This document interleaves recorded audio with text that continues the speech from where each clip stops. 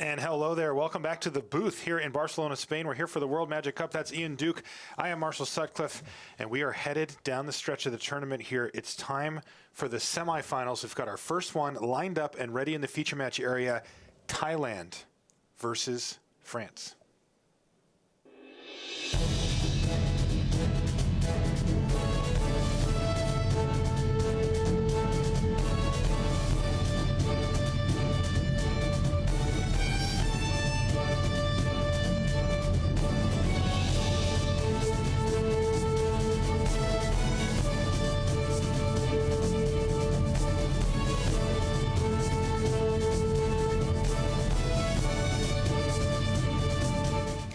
Hello and welcome to coverage of the World Magic Cup. I'm Marshall Sutcliffe in the booth with Ian Duke, and we're ready for our first semifinal match. We have Thailand versus France. Let's meet the teams.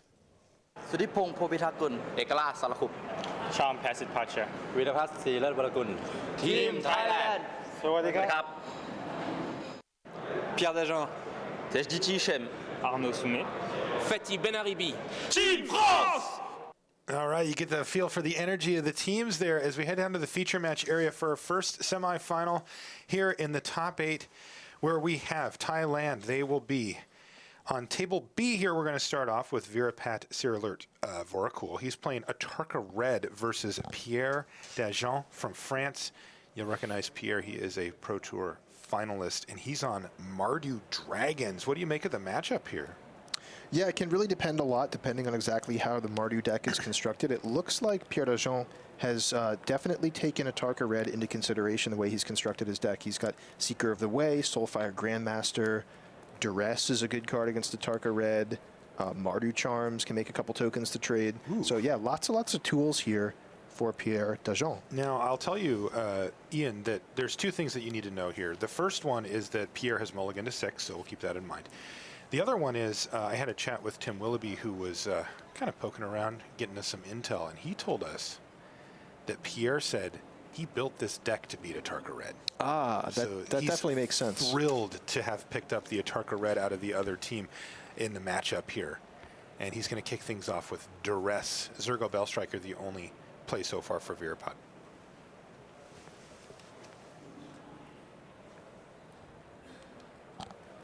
Yeah, Duress, a card that normally you associate as being good against control decks, not necessarily against an aggressive deck, but the way the Atarka deck operates, with pump spells, Become Immense, Team or Battle Rage, and even Atarka's command, Duress just being able to pluck out one of those super powerful cards that represents a lot of damage, but more importantly, giving you information about the Atarka Red deck's hand, because each decision you make in this matchup is just crucial, especially on the early turns. If you misstep in just a small way, the red deck will really take advantage of you. Yeah, we've seen it come up with victories seemingly out of nowhere, but now that Pierre's had a good look at the hand and also taken away a Become Immense, he'll know what he needs to play around going forward.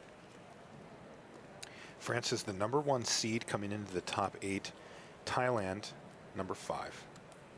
That, of course, means that each of the French players in the feature match area here got to choose whether they wanted to be on the play or the draw for their match. They all choose to be on the play.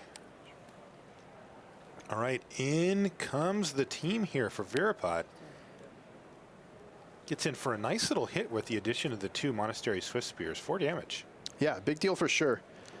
And Pierre Dagen has a solid but not spectacular hand here. Crackling Doom not at its best against Atarka Red.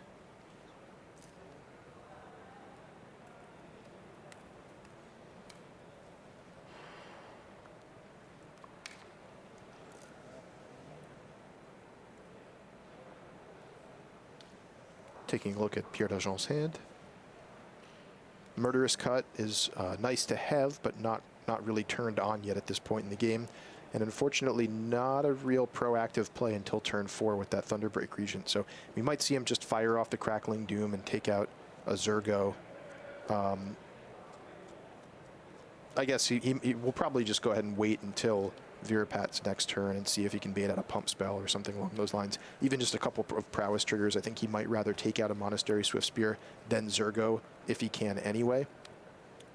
Yeah, Zergo is certainly the least threatening here, even though he's got 2 power. Swift Spears don't. All right, so it looks like it's going to be an Abbot of Carol Keep, revealing another Zergo. Oh, this makes things kind of awkward here because now if Pierre d'Argent plays the Crackling Doom, Virapat can sacrifice the existing Zergo and then second main phase play another mana source and just play that second Zergo off. God, that is awkward. So and look really, at Pierre's face. Yeah, there. he in some ways like almost punished for making the right play there. Like it is correct in general to wait to do the Crackling Doom until combat, but with exactly the Zergo flipped up there. Super interesting to see here as well that Virapat has not played another land yet, and Pierre is going to have to try to decide, did he try to play Abbot to hit a land?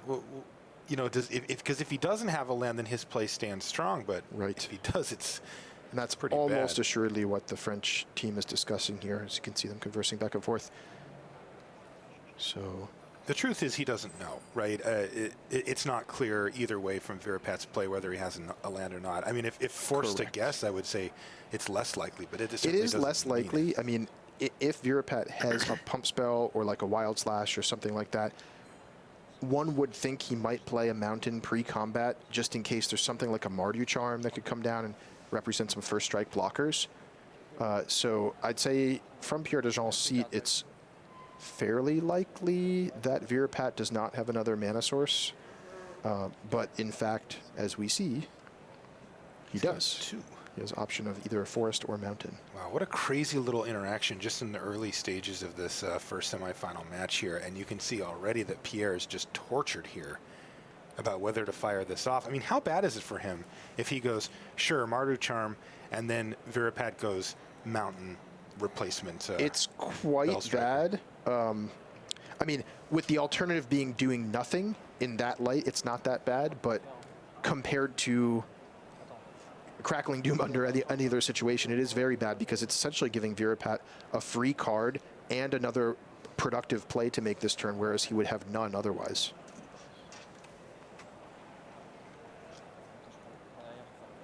All right, we've already got our first match while Pierre works this out. He Shem to GD with the Tarka Red. Destroys Cham Passaparcia with Abzan aggro in game one. That game's over already, so one to the good for France over on table C. So here does come that Crackling Doom. Zergo, of course, being the choice for being sacrificed. And we do see the nightmare scenario for Pierre d'Argent. You can see he just flips up his hand in frustration there. He suspected it was coming, didn't know for sure, but his suspicions are confirmed, and this is just a disaster situation for Pierre d'Argent and Team France. Can he come back from this setback? He plays a land tapped. And even on top of that, it's a tapped land. He needed that land to come into play untapped to play Thunderbreak Regent on turn 4. Without that, he has not much else productive to do. Of course, he does have that one Murderous Cut, but that'll consume his whole graveyard and only relieve him of 2 damage here from the Abbot of Carol Keep or the Zergo. But I think that the Abbot is the choice here. Sure, this is tough. So assuming we do see Murderous Cut on Abbot of Carol Keep, that's still 4 damage rumbling through, knocking Pierre d'Argent to 10 life. And it certainly could be more for Virapat as well. He's got a Wild Slash that he could fire off here. Yeah, that Wild Slash would represent 4 damage, which is quite strong there. That's about the maximum utility you're going to get out of that card in this game. So if I were Virapat, I would strongly consider just going ahead and wild slashing Pierre. Interestingly here, he also has a Fiery Impulse in his hand. So if he's worried, you know, they have seen deck lists, if he's concerned that Pierre might draw into one of his powerful 2-drops, he has an answer for it already. Right. And the other somewhat wild option would be like using them both using the Fiery Impulse on the Abbot just to trigger prowess on the 2 Swift Spears. Yeah, I mean, it would, if he did both, he would get in for a total of 6 more damage and have Pierre at 4 here. It's pretty all in, though. Yeah, I mean, I can see a case for sure for Wild Slashing there just to deal 4 damage directly, but the Fiery Impulse play I don't think would be correct here. Well, Virapat decided not to fire off the Wild Slash here. And this may work out in his favor. That'll give him option to Wild Slash and Fiery Impulse the Thunderbreak region if it does come down this turn. Wow. It looks like the remaining cards in Pierre Dajon's hand are Thunderbreak Regent, Nomad Outpost, and Sarkhan, the Dragon Speaker. Yeah, this is a tough spot here. Virapat has to wait till his turn to do it. But we are talking about 8 damage coming through to Pierre this turn. Definitely. Any other spell will end the game. Looks like no, there's just a land off the top. But it's pretty appealing to just double burn the Thunderbreak Regent and come in for 8, dropping your opponent down to 2. That leaves you with 3 creatures, any 2 of which are lethal, certainly, and any 1 of which is lethal with another burn spell or spell of any sort to trigger prowess. Against an empty board. Against an empty board, yeah. And this is game 1, so there's no option for something like a Radiant Flames to take out multiple creatures at once. So things looking great for Thailand here. Both of the Atarka red decks are looking to pick up their game 1, although, of course, the other one was on the other side of the table with France on table C. So from this point, Pierre Dajon's best draw would be Pia and Kieran Nalar, I think, the following turn, just to present multiple blockers all at once. That is, of course, assuming that Virapat goes for the double burn spell play, which he does on Thunderbreak Regent, taking 6 in the process, but doesn't really mind that too much. All right, so we talked about this before the turn was even passed, and now it's come to fruition. Pierre Dajon is at 2. Can he find some way to get out of this? This goes all the way back to that early turn with the Crackling Doom. It backfired on him there, and he has not been able to get his feet under him since. Yeah, unfortunately for Team France, it looks like that is going to do it. I believe Murderous Cut was the draw for Pierre here.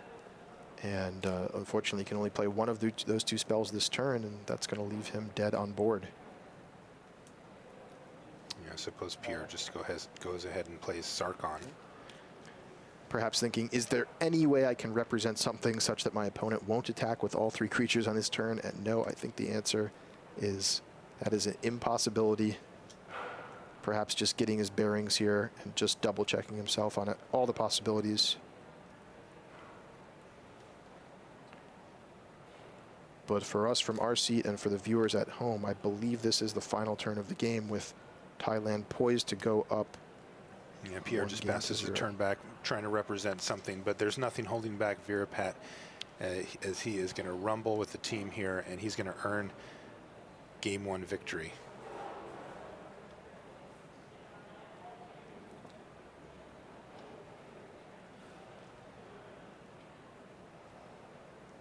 Pierre maybe setting up his lands in a pile of 3 there and feigning.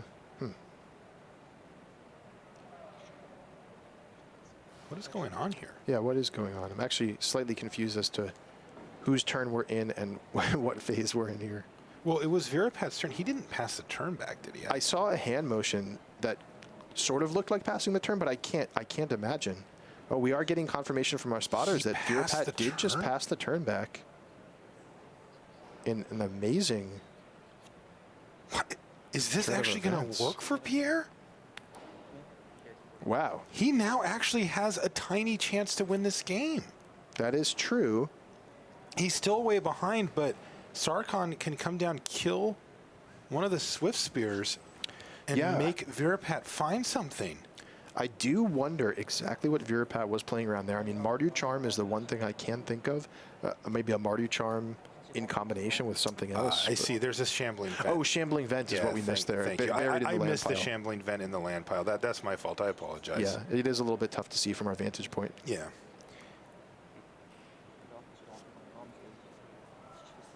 Yeah, that was my fault. So, picking this back up again, Pierre Dajon did get to use up his mana for the turn, even though he didn't. He actually just had Threat of Activation on the Shambling Vent, which holds back Virapat and means that the Murderous Cut gets through. And now we see Kolagon the Storm's Fury not dashed.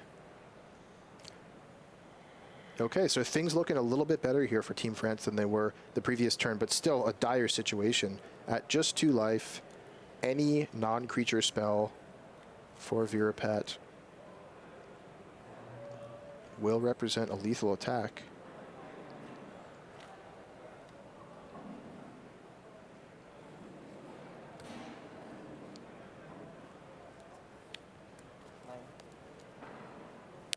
So can Virapet find the victory here? He's so close to picking this one up for Thailand. I imagine this is just thinning his deck of one land with that fetch land, which is actually not for free here, given that his life total is at 9. With the Sarkhan in Pierre Dajon's hand, I believe that would be a lethal attack here. So if Virapet can't find something this turn, this game could actually be a win for France. That Wow, Shambling Vent MVP. making all the difference. Yeah, apologies to those of you guys at home who are watching that we did not see that for you. Sometimes it is easy to overlook something buried in the land pile there. But here's Hordling Outburst, and that off should the do top it. will do it. He didn't need much. He just needed to trigger prowess, and Virapet Cyril Dvorakul does, in fact, finish the game up. And he wins 1 for Thailand here. Again, France has won the other game that has completed so far. That was down on table C. As we sort of start working our way towards who's going to be our first finalist here. We'll be back right after these messages.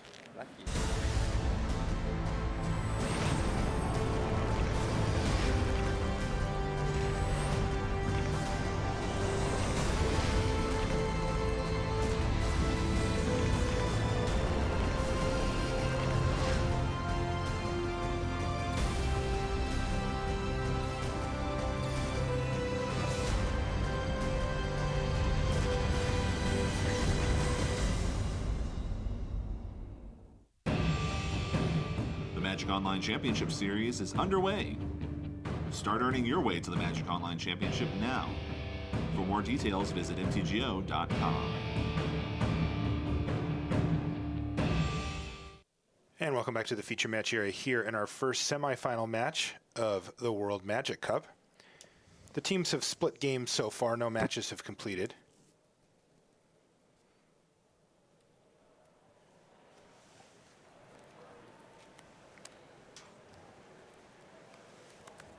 It looks like we're on table A here. That would be Esper Dragons versus, you guessed it, Esper Dragons, and you can see how this has played out. Tons of lands on the battlefield. There's a dig through time on the stack. And it will be hard for us to figure out right away exactly who's ahead and who's behind in this game, though judging on cards in hand, it looks like Sume is the one who's ahead.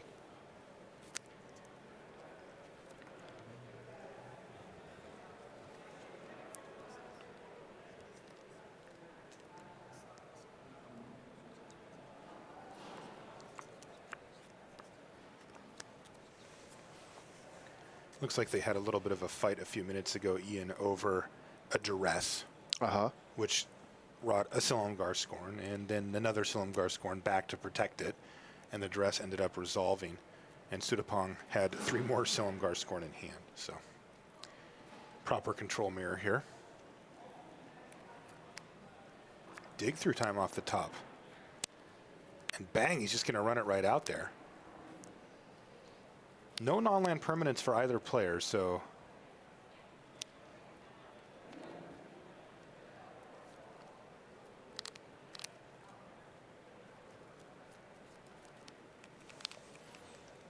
this one could take a little while here.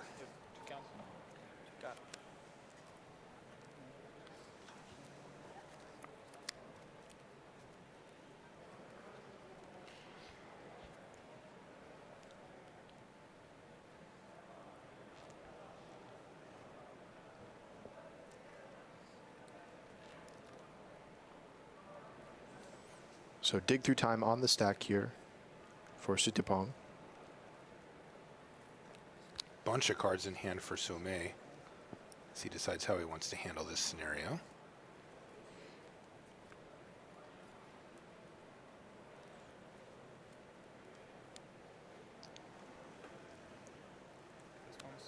So it looks like Sume has a Silumgar scorn but opts to dig through time first, it's always a tough decision whether to let go of your final counterspell in a matchup like this.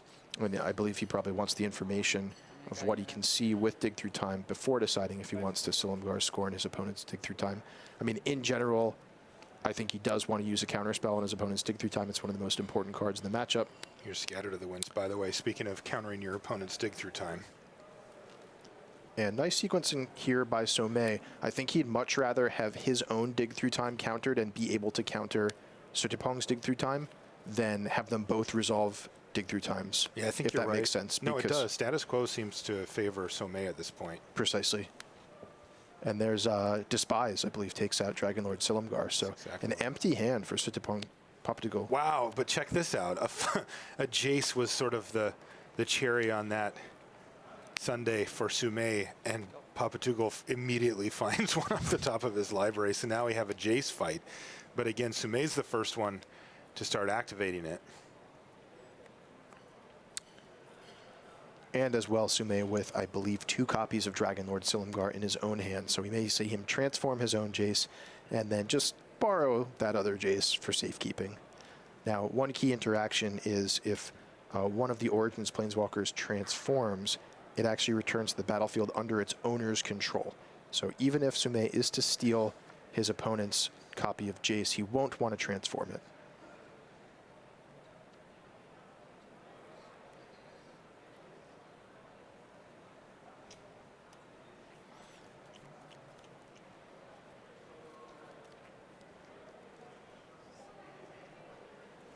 So a lot of options here for Sume. We may see a flashback dig through time off of Jace's minus ability. We may see Dragonlord Silumgar stealing his opponent's Jace. There's also a copy of Utter End, which he might opt to use instead of the Silumgar, but personally I think I would use one of the 2 Silumgars here. I mean, with that kind of graveyard, can he do both? Yeah, he could. He could. Looks like he goes for Foul Tongue Invocation rather than the dig through time, which, yeah, makes a lot of sense. Conserving his resources here. Passes the turn back to the top decking Sutipong. And it looks like Sume did pick up a copy of Scatter to the Winds as well that last turn, which is a huge draw for him since he previously had no counter magic in his hand. Are we going to actually see him pay the Awaken for that? I have yet to see a control player awaken one of these things. Yeah, often the control matchups, the Awakened land can be more of a liability than a threat. Speaking of Awaken here. Yeah, here comes Ruinous Path. And it looks like this is paid for its Awaken cost. Now, certainly in Sutipong's seat, I would awaken the Ruinous Path just because being out of resources, he's very clearly behind on board and just needs every small advantage he can get. Yeah, and you know, with the way clear, Arnaud is going to go for it too. So there we go. A 3/3 land. 6 short turns later, he can use it to kill Sutipong. Yeah, and likewise, with Sutipong being out of cards, I think it's safe for Sume to go ahead and awaken his land. If the matchup were, or if the game were a little bit closer, or both players had multiple cards in hand, I think we would see them both be a little bit more hesitant to awaken lands, just because of how vulnerable it makes them. And mana sources are very, very important in Control Mirror. Oh, nice draw off the top is Haven of the Spirit Dragon. Is he going to get back a Dragonlord Silumgar here? Looks like that's the He play. sure is. Presumably taking Jace and then minusing it. And does he have enough mana to dig through time as well? He can kill Jace. And if he's got enough cards in his graveyard, he could even cast Flashback a dig through time here. A huge swing. It could be, yeah. Now, Sommet has option to Utter End. And the way that Dragonlord Silumgar is worded, if it's not on the battlefield when the ability resolves, the permanent actually just doesn't change control at all. So there won't be a window of opportunity for Sutipong to -3 the Jace. So I'd have to imagine we'll see that Utter End here. One of the best possible draws for Sutipong, but it won't work out for him here. Yeah.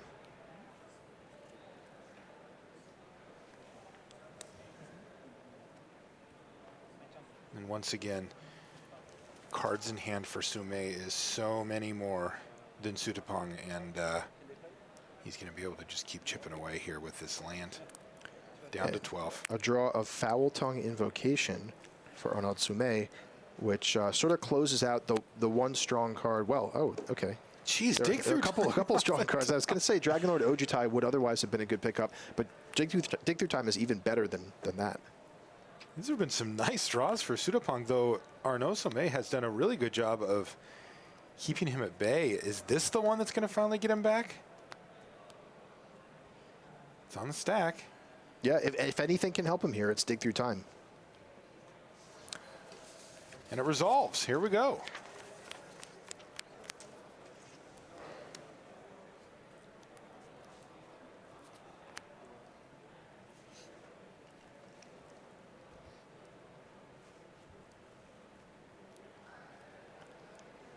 He found another dig through time.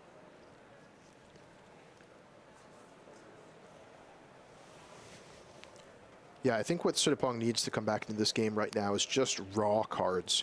So finding more copies of Dig Through Time. He does have a Painful Truths in his deck that he could draw into. Those are the kinds of cards that he wants to see here. Yeah, he also found an utter end with his dig through time. Here, Ian. It looks like he's looking at firing off that second dig first, though. Yeah, that's exactly what he's doing. Yeah, just get as much information as you can about what cards you have access to before you decide whether to commit that utter end. I mean, it's got to be clear to Sudapong at this point that his opponent does not have any counter magic. Otherwise, that first dig through time surely would have been countered. So we will see him just kind of go as deep as he can this turn in terms of trying to find card advantage. Let's see what this dig through time brings. I think he was waiting on those digs through time for quite a while. He finally hit them. Another dig through time is that.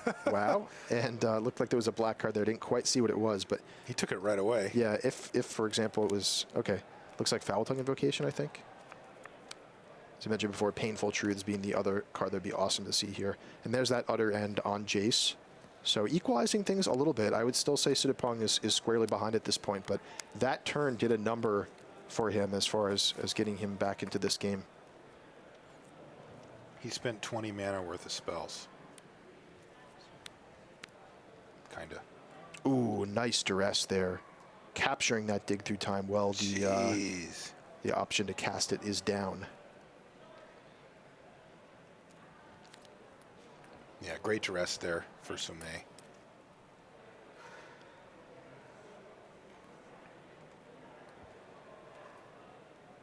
Are we going to see him run out of dragon here?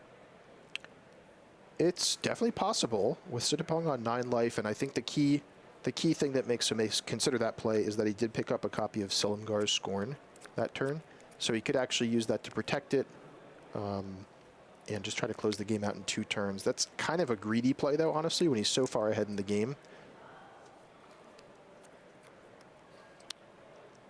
Knowing that there's a Foul Tongue Invocation there, taking the line where he plays Silumgar would basically be committing to countering the Foul Tongue Invocation. Right. And I don't think he wants to spend his last counterspell on that. That's just opening a window of opportunity for Sudapong to resolve something huge and get back into the game. So I like this more conservative route. He's got a Jace there. He can refill with a dig through time. He can sit on that counterspell. He knows that no single card can really, really threaten his stranglehold on this game as long as he maintains that Silumgar's Scorn in his hand with a Dragonlord Silumgar to prop it up.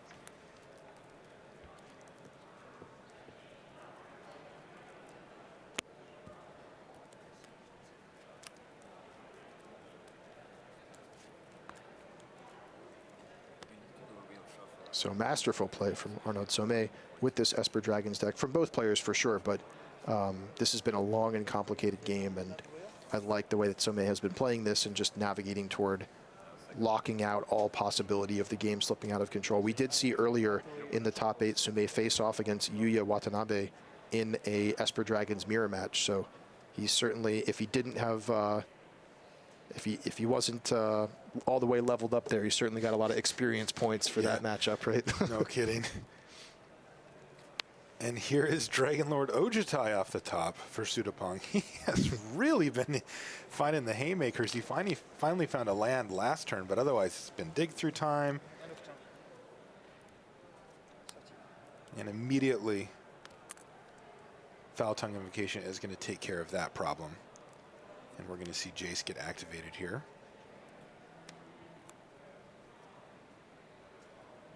And you can see the mark of an excellent control player is just lining up the right tools for each job. And you can see Sommet has been doing that turn after turn here. He had that fouling invocation. I'm sure he had that mentally marked that, okay, this is going to be for the next Ojutai that comes off the top. I've got that taken care of. I've got Silumgar's Scorn to lock out, you know, something devastating like a Dig Through Time or a Planeswalker if he happens to be playing that. And those are the kinds of, you know, sort of mental shortcuts about keeping track of what the job of each card in your hand is for the matchup. He is now flashing back a Dig Through Time with his Jace. Sudapong has had some nice draws and some nice attempts to get back in this game, but Arnaud Sommet has yet to let him wrestle control back from this.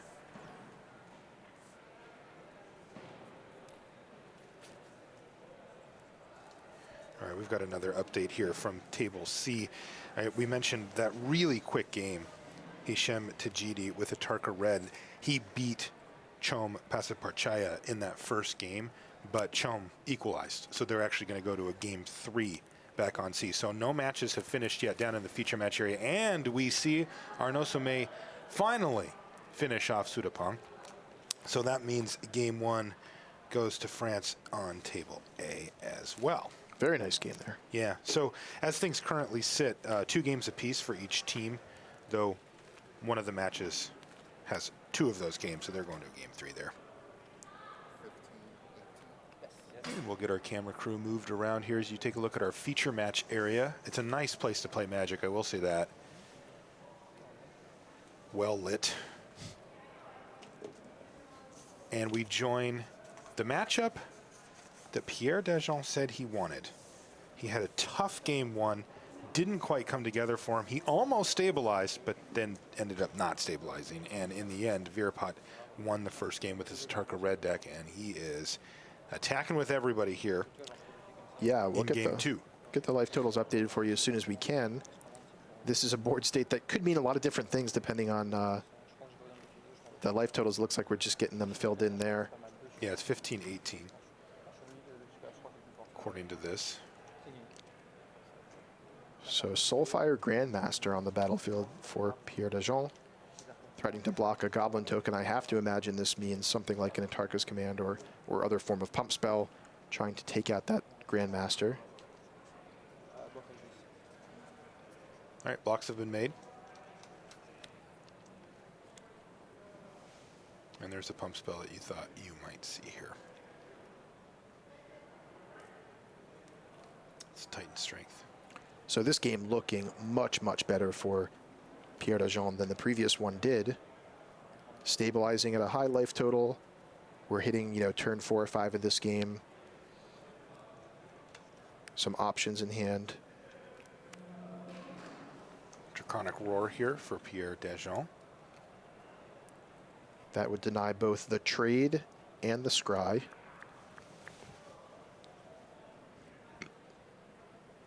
No dragon revealed, but none needed. Still a plenty good play.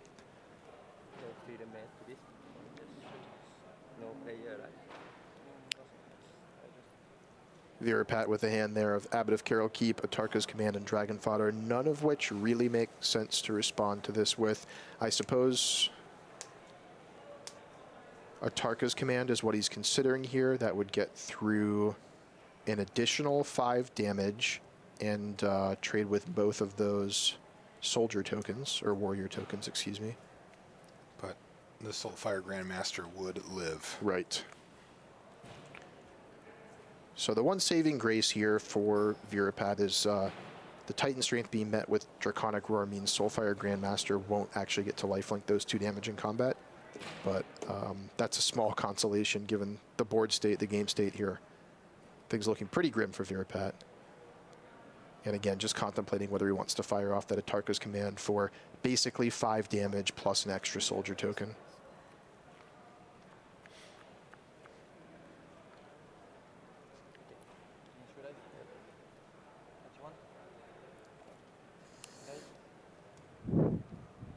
Okay, so Goblin token down. Trade, take a couple. And then I guess he's just going to play the Abbot post-combat here. I mean, he's just going to play the Dragon Fodder. That way he has more mana for the Abbot, of course. Yeah. So Dragon Fodder replenishes his board state out to 2/2/2s. Looks like maybe a Seeker of the Way off the top there. I think I saw a white card. Okay. And Pierre's going to lock up gain 2 life here, or maybe tempt Virpat into a double block.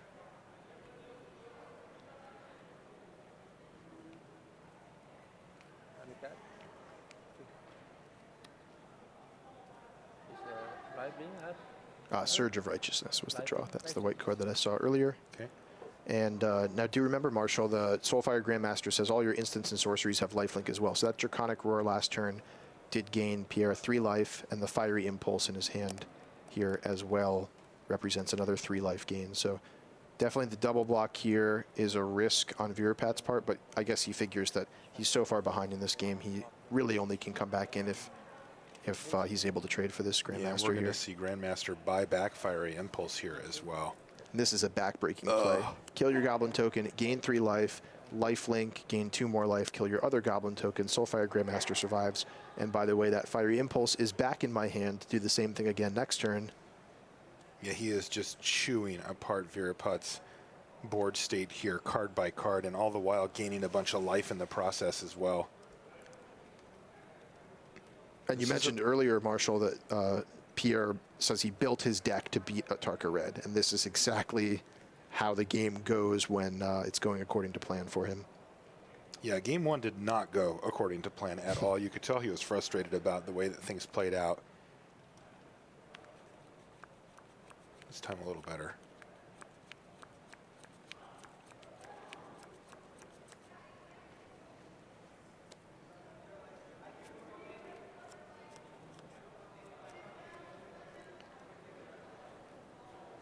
Abbot of Carol Keep misses.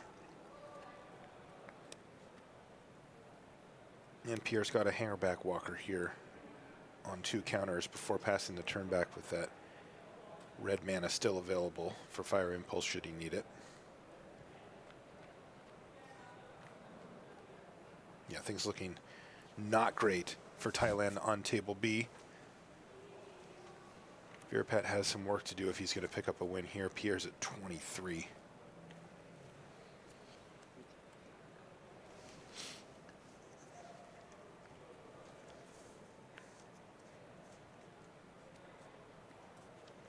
Thailand came into this round as the underdog. They're the 5th seed, and France is the 1st seed.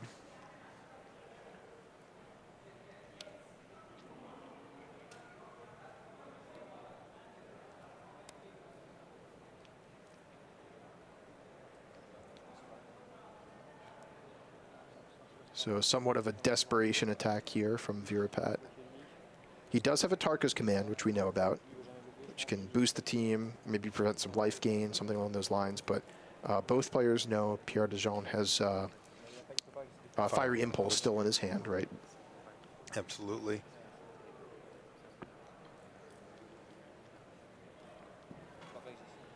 And he's going to block like this.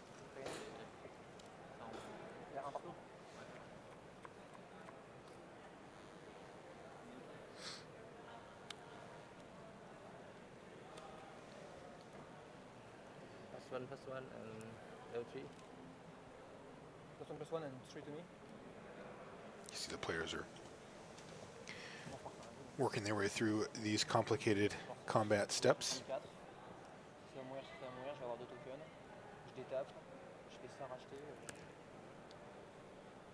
So Pierre with a nice block here forces Virpat to make the move first. That move is a Tarka's Command, presumably with team +1/+1 and probably dealing 3 damage to Pierre, maybe preventing life gain. But that means in response to the Atarka's Command and the Prowess trigger, we could see a Fiery Impulse on Abbot of Carol Keep. Yeah, you know what's funny here? I think Pierre just said, okay, yeah, can live with that.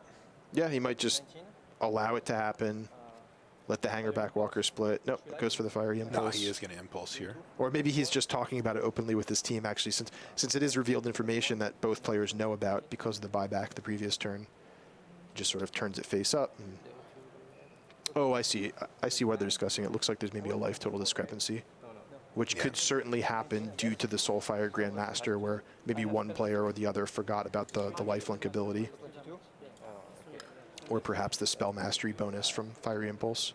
So getting that all straightened away, making sure both players and our coverage team agree on what the life totals are. There have been some pretty significant life total swings in this game, in this match, thanks to the Soulfire Grandmaster. All right, so Pierre ultimately does let his Hangerback Walker die, and he does end up keeping the Fiery Impulse in hand as well. Perhaps he just wants to start buying it back again.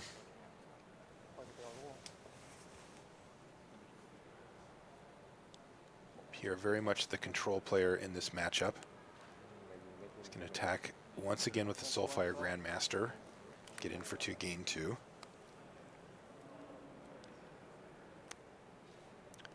And now he's going to activate, kill something, and he's doing this all on his turn. And then once again, he will have the Fiery Impulse available should he need it. Yeah, very nice Virapat's play there. turn. With just a single red mana open for Virapat, he knows the best that he could do is Titan Strength, which would only boost the Abbot up to 3 toughness. So the Fiery Impulse guaranteed to succeed there and come back to his turn, his hand, to be cast again at instant speed on Virapat's turn. Monastery Swiftspear hits the battlefield and then the red zone along with a Goblin.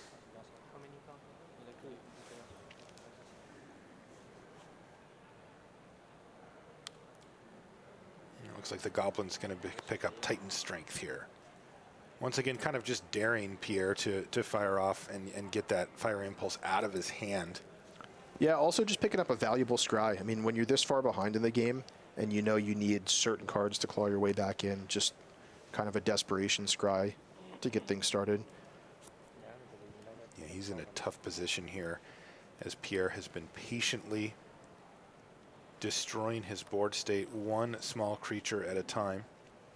He just keeps using Soulfire Grandmaster and the activated ability there to buy back Fiery Impulse and kill creature after creature. And he may even do it right here.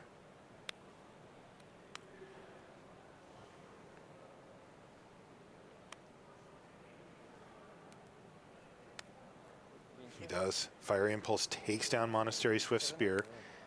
Pierre's up to 27 life. Still ahead on board, not by a ton, but so difficult for Virapat to come back from this position. Yeah, and so far this has basically all been on board. I mean, both players know what's going on here. There's no surprises. This is just Pierre grinding out the game with resources that both players know he has. If Virapat were to get back in this game at all, step one would be probably getting a Rending Volley or some other removal spell for the Soulfire Grandmaster. And then beyond that, just top decking really strong cards every turn. Probably like Abbots of Carol Keep into, you know, removal spells, clearing the board, and having Pierre de just draw, you know, blanks for a couple turns. Yeah, tall order to be sure. Definitely. Here is the back-breaking. So really cool to see this combo here, even though it's in a game that's almost already decided. This is Radiant Flames with Soulfire Grandmaster on the battlefield. What that does is it gives the Radiant Flames lifelink. So that's 3 damage to every creature with lifelink. So 3 times, I think, 5 creatures or 6 creatures. I forget what it was. But either way, 15, 18 life. And that's just going to put... Oh, he just did 1 damage to each, I see, with the Radiant Flames. Yeah, he did 1 damage to each so that he could keep his Soulfire Grandmaster alive there, Ian, and then Wild Slash off the top killed the Soulfire Grandmaster. Still, even without doing 3 to each creature, it's still plenty. And look at Pierre's life total. It's ballooned to 34 at this point. And now he's got a Thunderbreak Regent to finish the job, and it does, in fact, finish the job. So Pierre Dejean picks up game number 2 after dropping game 1 in what he considers his best matchup here for France, and they are up. Or they're not up, but they've got game on for each player on their side of the table. Now on the other side, Virapat, remember, he won his game 1, and Cham also has taken a game. So France slightly ahead at this point. Not a lot though, just a game.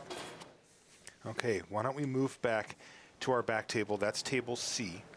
And this means this is the game 3. So we're going to get to watch our first match decider live on camera here, Ian, as we start to work our way towards our first finalist. This is going to be huge. Whoever wins this game is going to put their team up a match and only needing one more match win to advance. So let's see how things are playing out in the early stages. Hisham Tajidi attacking with Monastery Swift Spear for just 1 damage and passing the turn back. Chom draws his card for the turn. He's playing Obzon aggro. We saw him play brilliantly in his quarterfinal match in the same matchup. Against Martin Dang, no less. Correct.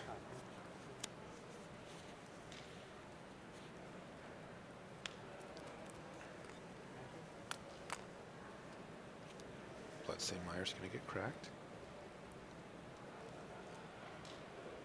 No play yet for Chom.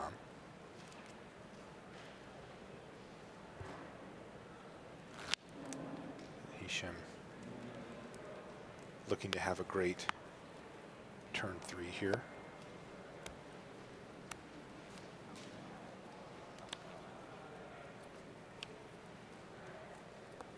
Finds a Monastery Swift Spear off the top. That's a good start in any case.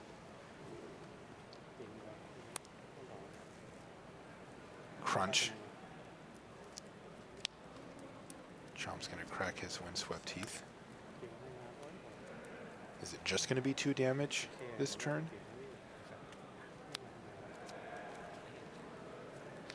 We're going to see a Wild Slash bump that up to 6.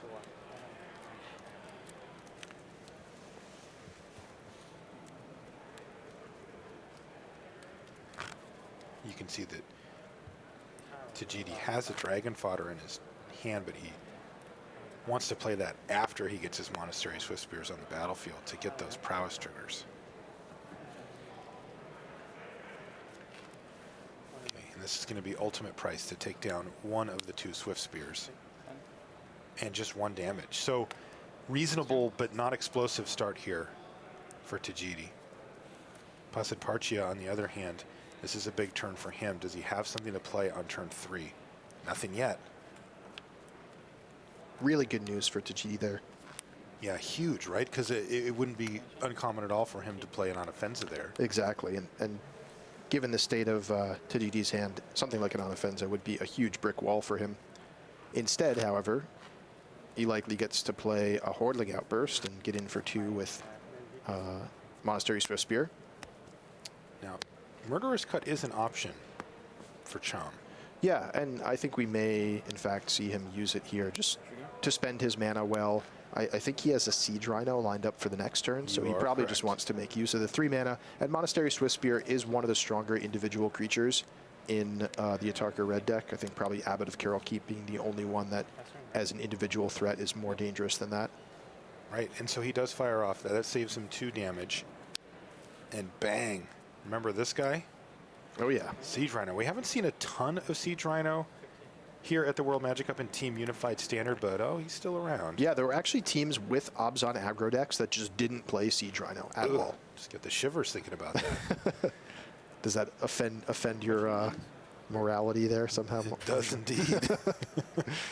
And Chom's as well. He's got Siege Rhinos in his list, and here's one of them right now.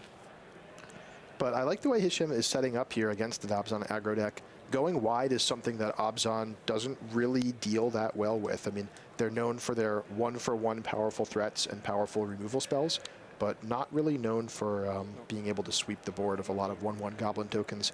And we do see in Hisham's hand 2 copies of Atarka's Command. Holy smokes. Going to attack?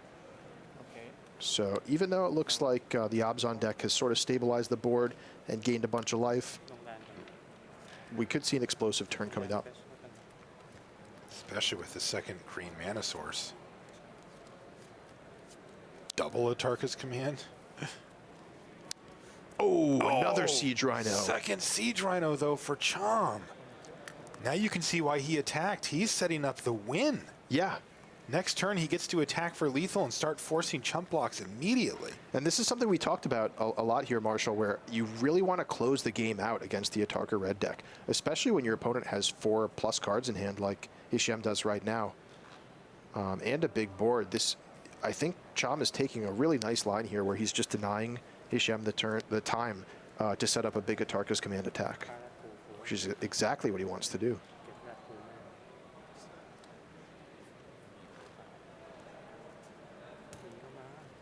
I think Hishem's just going to fire off a second copy of Dragon Fodder here. Yeah, we may even see Are we going to see a defensive Atarka's command. Yeah. And I'm sure that Hishem will be happy that he has the option, but that can't be what he wants to do here. Definitely not. Meanwhile, Pasad just gets to rumble with the moo cows here. The face. No. Hishem's attacking. He's having none of it. Can get in for 4 damage with this attack. Make it 11. That's half of your life total, Cham. Okay. And we do know he has a second copy of Atarka's command in his hand, so Yes. presumably he's setting up for the 1-2 punch here, turn into turn. Yeah, he can chump block one of the rhinos with just a single goblin. This is from the school of the best defense is a good offense, I believe, because now, I mean, otherwise Cham, You're right. Cham can rumble in with those 2 siege rhinos, and Hishem has to start chump blocking, which is not very effective because of trample. Oh, God, But this is going to be so close. now if you're Cham, you really need to think twice about committing even a single one of those siege rhinos. The crazy part is Hishem also has Wild Slash in his hand for 2 extra damage. I think Cham has to find something here. Yeah, so one option, I guess he does have Den Protector. He has it in his hand. Yeah, yes. he's not going to be able to play that Den Protector and get back Murderous Cut and still be able to cast the Murderous Cut. His graveyard just isn't that deep, so No. he's going to be looking at the top of his library. Otherwise, he's just in defensive position. But if all he can do is simply play the Den Protector face down, then he has 3 blockers for 3 of those goblins. 3 get through, and Atarka's command is an additional 6 damage, putting Cham down to 1, and then Wild Slash ends the game. So he's going to need to find some kind of help here. And what is it that he finds? On Offenza, is that? No, I think it might be a Dromica's command. Oh, Dromica's command. Okay. Does that get the job done here? He can get an extra counter depending on how Hishem blocks He can prevent... and fight one of the ones that's blocked as well. Yeah, or maybe prevent 3 of the damage from the Atarka's command is an option as well. Yes. So he's got a little bit of flexibility Oh, with Dromica's command. I'm getting nervous just what this is going to be so close. But Looks like Ikaresh Sokarov, that's the coach over there, has a line he likes. okay, he fights. There's a counter. Is this lethal I think right that's here? it, right? That That's- should be yeah, it. that's 9 power trample And he's attacking. also got a shambling vent, we saw it this time, and he can attack with all 3 creatures. Crunch, crunch, and crunch. And the Dromica's Wow. command was exactly what he needed. Cham, Parchia takes down the match for Thailand.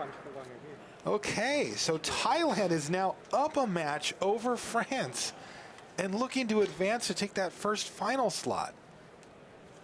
We're going to jump back up to our foremost table there. That's table A, where we have the Esper Dragon's Mirror. This is table A, the foremost, Marshall. Arnaud Soumet is up a game in this match as we join it in the middle part.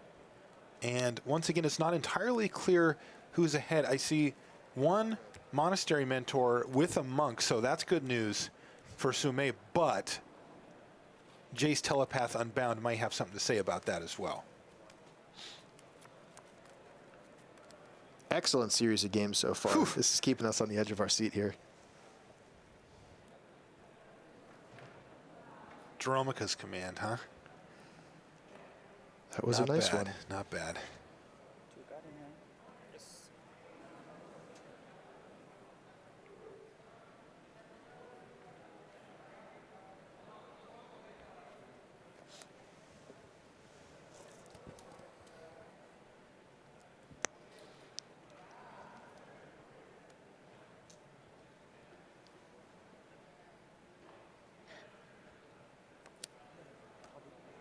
Do it.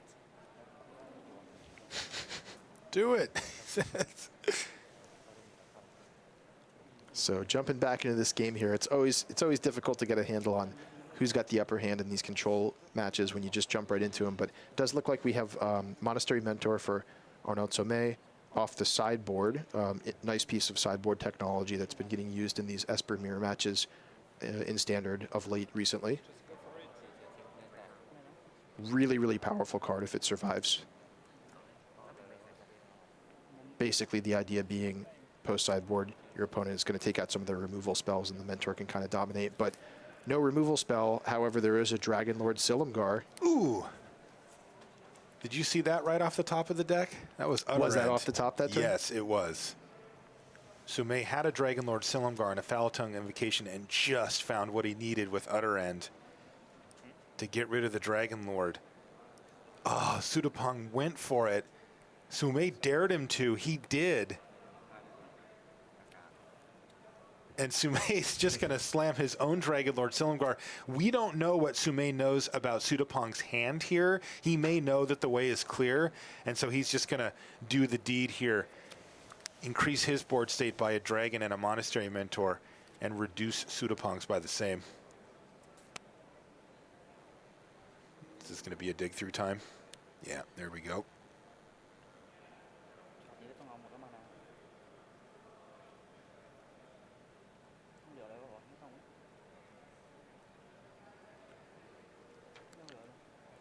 So like deciding how to tap and how much to delve.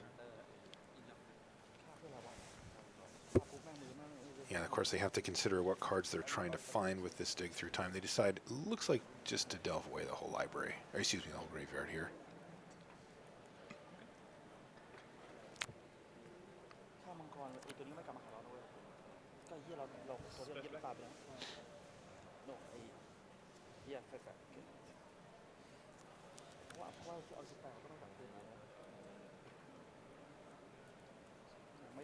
All right, what does Sudapong find? A pair of Dragon Lord Ojutai and Utter End in that mess.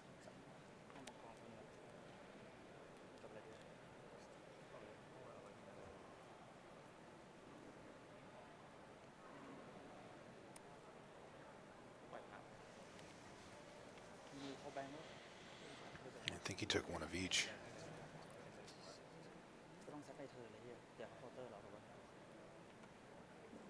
Looks like they're actually considering firing off Foul Tongue Invocation here.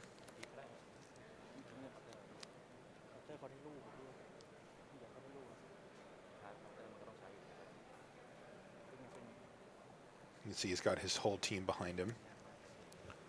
Foul Tongue Invocation doesn't really do much here, does it? No, It it just just kills takes out that one monk. A monk token. Yeah, I can't imagine that's very fruitful.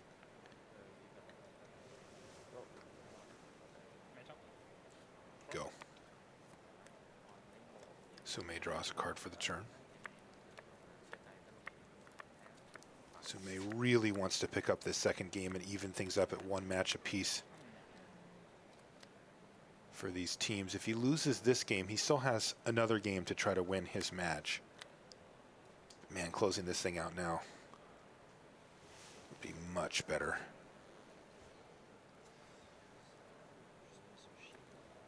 Sumei was ahead for basically all that we saw of their game one, and he has been ahead thus far here in this game, though not quite as far as he was in that first one.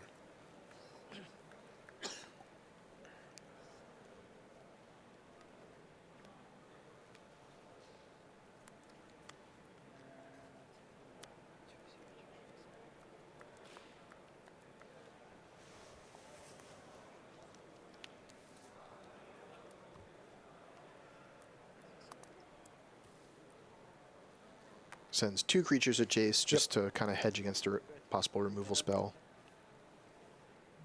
Make sure that the Jace does die there. Looks like he's going to go for the end step play here of Foul Tongue Invocation to kill a monk or a Shambling Vent. Monk down. Yeah, it may be the case that there just aren't any sweepers in Sudapong's deck anymore. So that might be just the best value he's ever going to get out of Foul Tongue Invocation. And if he's planning to play the Ojutai this turn, there's no spilled milk over the lost information there.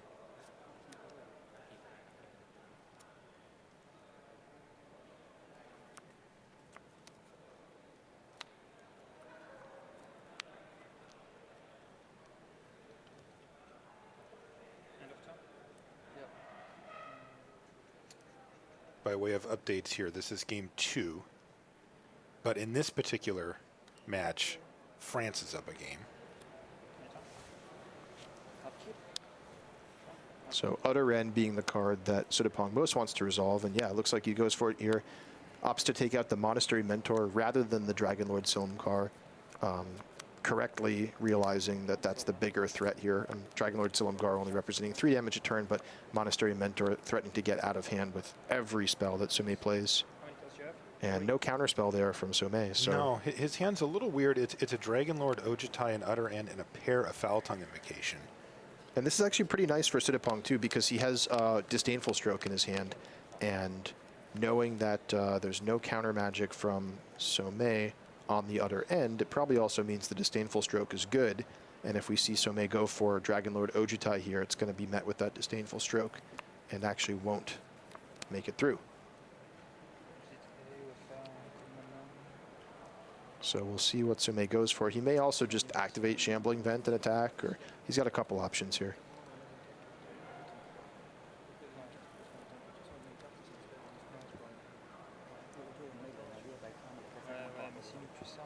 Somei has played exceptionally patient Magic thus far.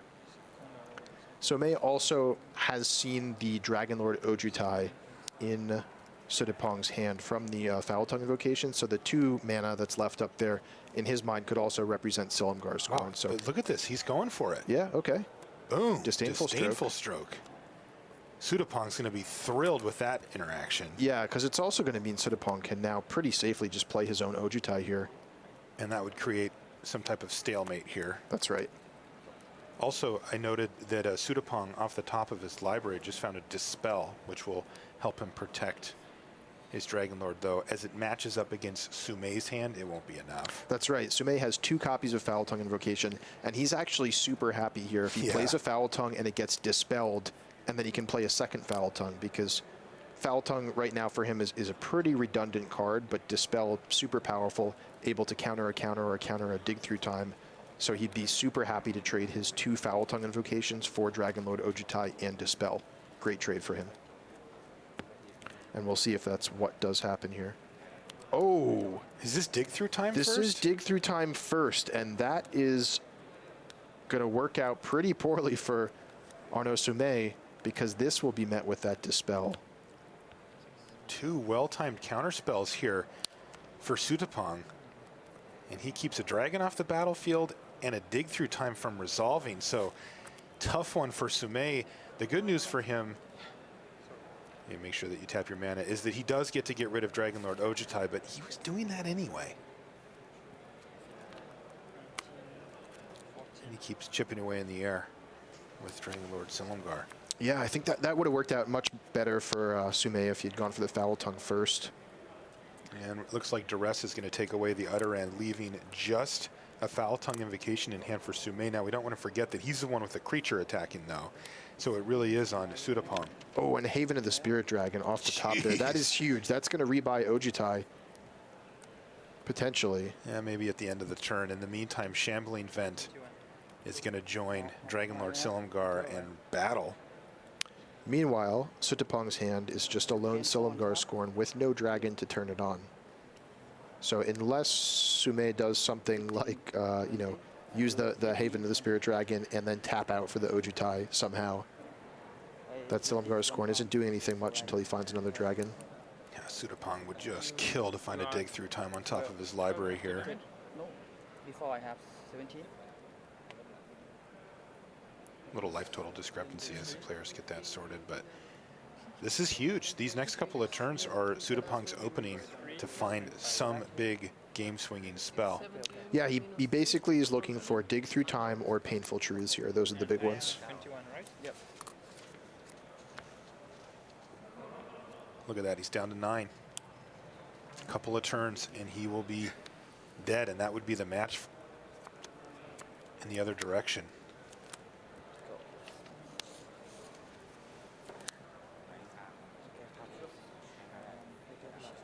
I think he found an ultimate price. It has to be the worst draw, right? Yeah, that's not going to do the trick against any of Somei's three threats.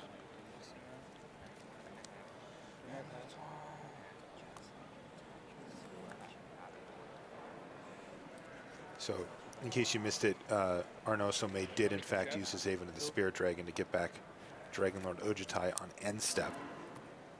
And he's going to set up the kill next turn. He's not going to anticipate that Sudapong would have a sweeper of any type in his deck, would he? Like, can he just play Probably Dragon? not. Can he just play Dragon Lord Ojutai here? Yeah, I mean, you could think about Crux of Fate. It's not a card that's ideal to keep it in the mirror, but it's possible he still has it in. He's got another dig through time. This is an upkeep dig through time on Sudapong's turn. By only attacking with the Dragon Lord Silumgar, Sume did add one turn to the clock here. But I think he's fine doing that at the expense of resolving a dig through time.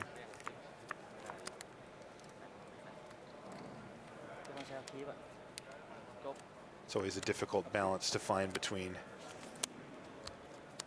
finishing the game as quickly, therefore denying your opponent draw steps, or getting a bigger advantage on the board and in your hand. In this case, Sudapong has found a Foul Tongue Invocation, which he's now firing off during the upkeep of Arnaud Sommet. Sommet's deciding if this is an acceptable outcome.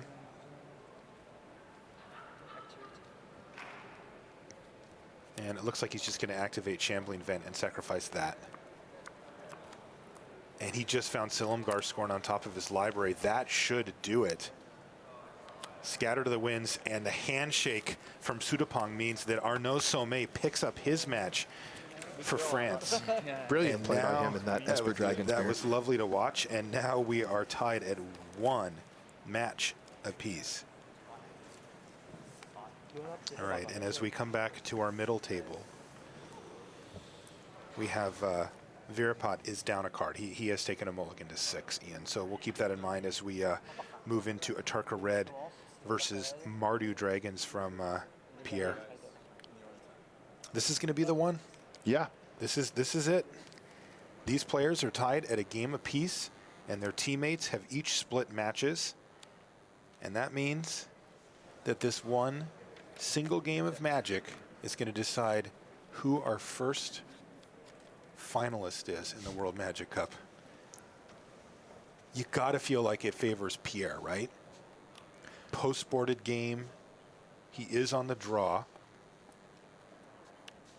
yeah, and as we've said, he really built his deck with this matchup in mind. It has shown the way that Game 2 played out there, definitely. But on the other hand, this Atarka Red deck is on the play, and it's a deck that's known for stealing wins. Absolutely. Reasonable hand here for Dajon. He's got a pair of Thunderbreak Regents and a pair of Draconic Roars to go with some lands. And this is what he doesn't want to see here, are a whole bunch of tiny threats. Yeah, his hand is actually pretty susceptible to a bunch of 1/1s.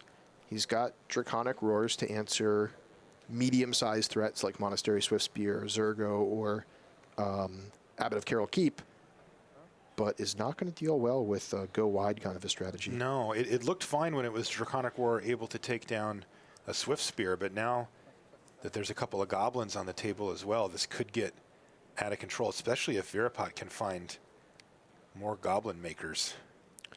And a main phase Draconic Roar revealing Thunderbreak Regent, just to kind of protect against, something like Double Titan Strength. Yeah, Keeping no reason to that take any alive. chances there. Land off the top for Virapot. I think I see another copy of Dragon Fodder. You is that- do. You totally do. Okay, so that's just the way that Virapot wants this game to go. Yes. He is, I'm sure, sweating the possibility of Radiant Flames, which is the big card that can punish him for putting too many tokens on the battlefield. But you got to be bold when you play this deck, Marshall. Yeah, you just got to run things out there, right? You How, didn't. how is he going to win the game with just 2 goblin tokens off of turn 2 here, right? He just needs a bigger threat base than this if he's going to win this game.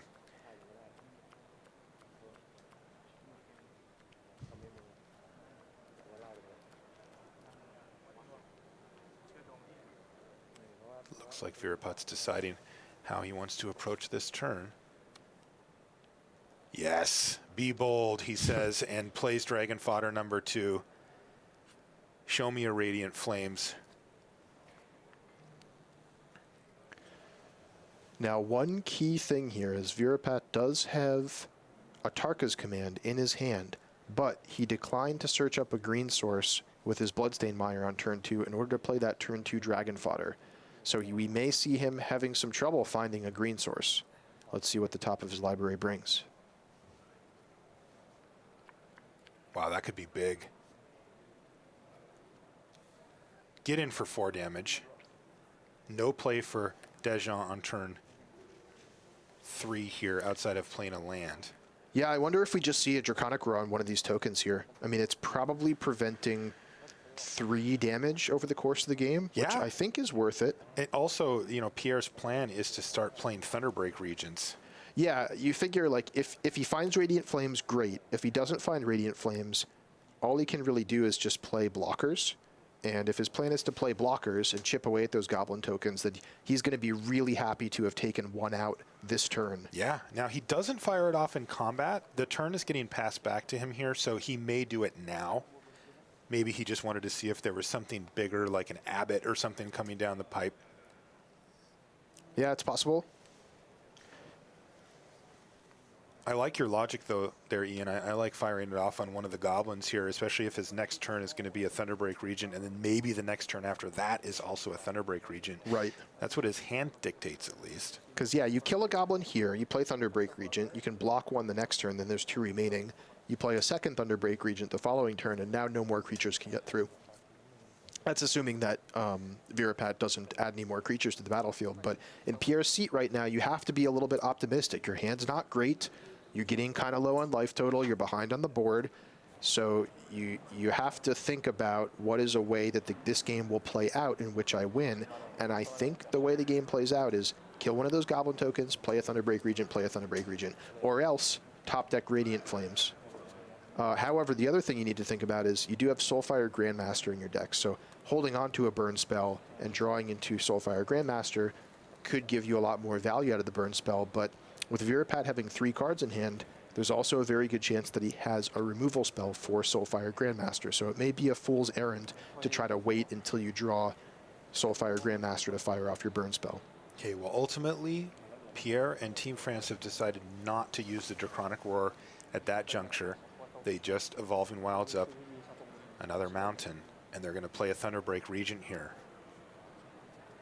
Now, we've seen this play earlier, but Virapat actually has 2 burn spells that he can use to take down the Thunderbreak Regent. Yeah, funny enough, this is almost exactly how Did game he find 1 the played land out. he needed? Oh, it's He a green did. source. Did you see him tap the top of his library I there? did.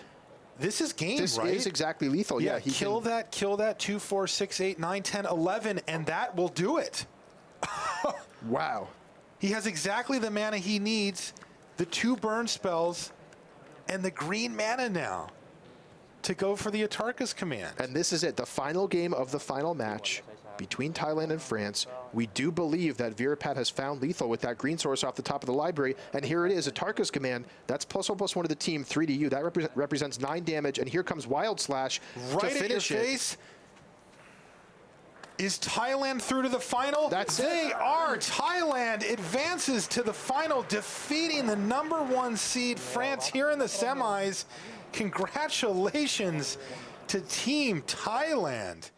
5th seed coming into the top 8, and it has to be said that they're an underdog coming in against France. They won this tournament 2 years ago, did France, and they take an exit here in the semifinals. Congratulations once again to Thailand. Fantastic match. Came down to that final game. I mean, just, yeah, well played on both sides. And, yeah, that's awesome. So we have our first finalist. We do. We have our first finalist. That's Team Thailand.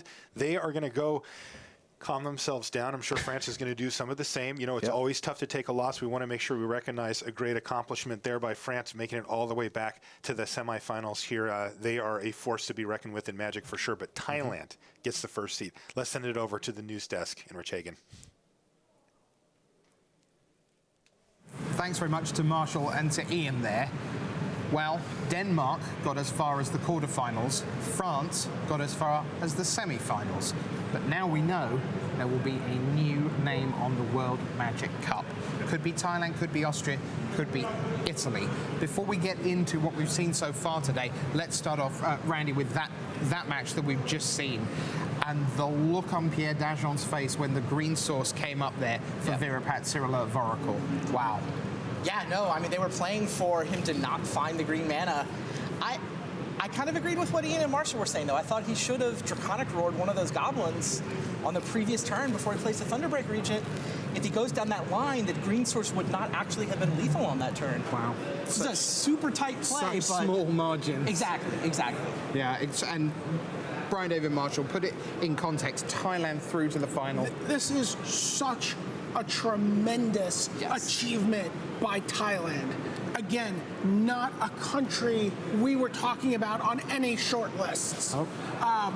They just don't have the Pro Tour experience that we see on the super teams here. Just look at the teams that are remaining in to play in the last semifinal. There's just not that same level of experience, and this is the same thing we saw from Denmark last year, the same thing we saw from Greece last year, where these new nations sort of burst forth onto the scene, introduce us to new emerging players. Yeah, Hungary in 2013, they were only a top deck away from being World Magic Cup champions.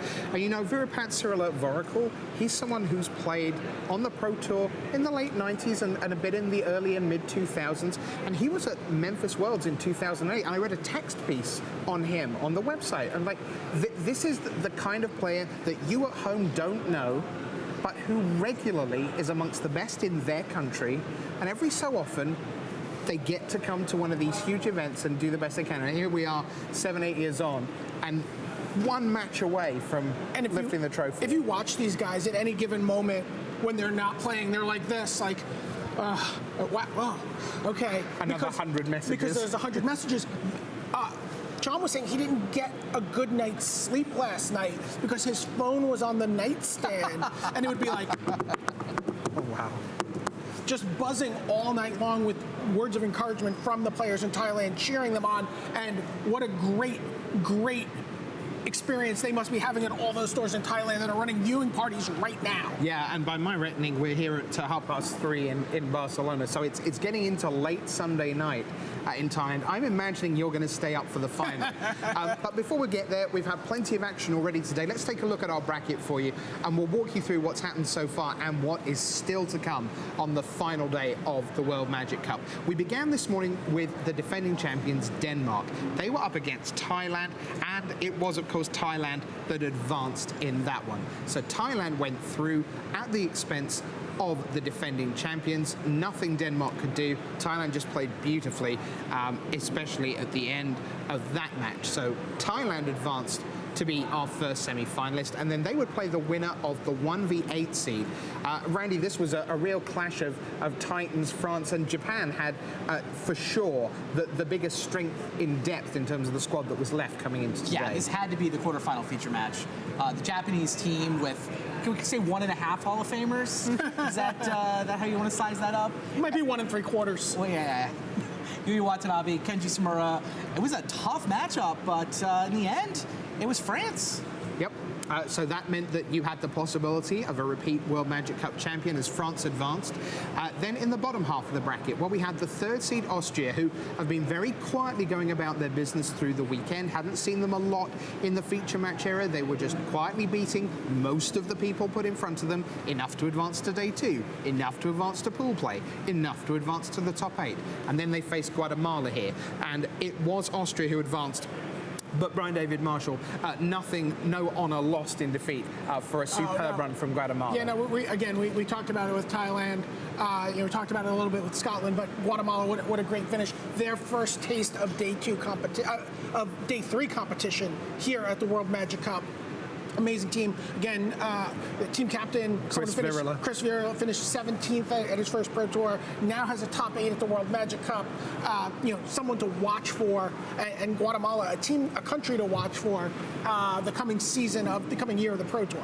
All right, so then we had our final quarterfinal down at the bottom of the bracket there. It was the 2-seed Italy against Scotland. They'd already been intimately involved last night. They played, Italy beat Scotland, then Italy winning their last round enabled Scotland's last round victory to get Scotland into the top 8. But when it counted here on day 3, the Italians were too strong, that just the way the cards fell, the Scots and the Italians hugged as they finished, and Scotland said, go get them. They sort of very much formed a bond over the last couple of days, but it is Italy who advances. So then our first semi-final, it was France against Thailand. It has just finished. If you're just arriving, this is what you've missed, the headline news, that Thailand are through to the final of the World Magic Cup.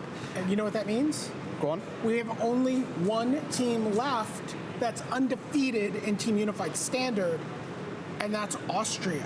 Austria have not lost They in have standard? not lost 2 draws. in Team Unified. They do have 2 draws. And again, very easily could have seen France have those 2 draws, but they chose to play in the last round against Japan for seeding. So the last undefeated team still yet to play here in the semifinals. Okay, well, let's get into this semi-final matchup then. It is Austria against Italy. Let's take a look at the Austrians for you. Valentin Mackel is their captain. On the left of your screen there, he's going to be playing Bant Megamorph. In the middle, Sebastian Fiala-Ibitz with Mardu midrange. Nicholas Eigner with Esper Dragons, tons of experience. Christoph Alcantara with a Grand Prix top 8 to his name. He's acting as the coach in this segment of play here on day 3. Let's take a look quickly at their 3 decks, if we can. So here's Mackel with Bant Megamorph, a lot of the greatest hits of regular standard we've seen, kicking off with Warden of the First Tree through Hangerback Walker up towards Gideon Ally of Zendikar. Snapping Gnarlid, the utility infielder here. Funny. It's funny. This is their Wooded Foothills deck. Most teams had a Tarka Red. Some teams had an Abzan Aggro. They're really the only ones that had their Wooded Foothills enabling a Megamorph deck. Yeah. So the middle seat then, Sebastian Fiala-Ibitz. He's on Mardu mid-range. So again, you see the other Hangerback Walkers there.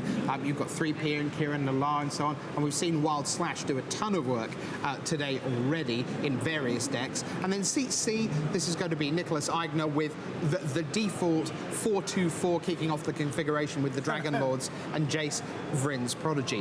What about their opponents then? Let's go to the Italians. There they are. Mengucci, Pizzi, Camiluzzi and Bifero, the coach. Brian David Marshall, we talked a little bit last round about Pizzi and Bifero, but let's give credit where credit's due to the 2 big names in this team, Mengucci and Camiluzzi. Absolutely, the two players with Pro Tour top 8 experience, the 2 players who've really, guided Pizzi and Bifero through this competitive tournament scene. One Pro Tour for William Pizzi, no Pro Tours for Bifero. And brought them to this super team experience with Brazil, Canada, and the United States. Let them said, here, you sit here quietly behind Alexander Hayne. You watch him play this deck and just study what he does. You sit here behind Paulo and you watch Paulo Vitor Damarosa of 10 top 8s do what he does. And watch us as well. I don't know how happy they are with that last part, though, because it's Paulo, who I understand is the primary designer for this Teamer deck.